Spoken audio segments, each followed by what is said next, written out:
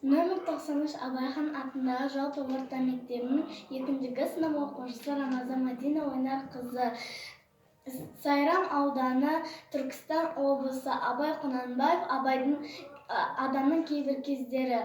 Адамның кейбір кездері көңілде алаң басылса, Тәңірінің берген өнері көк бұлттан ашылса, сылдырап өңкей келісім тас бұлақтың суындай, кірлеген жүрек өз үшін тұра алмас әсте жуындай. Тәңірінің күні жарқырап, ұйқыдан көңіл ашар көз, қуатты ойдан бас құрап, еркеленіп шығар сөз.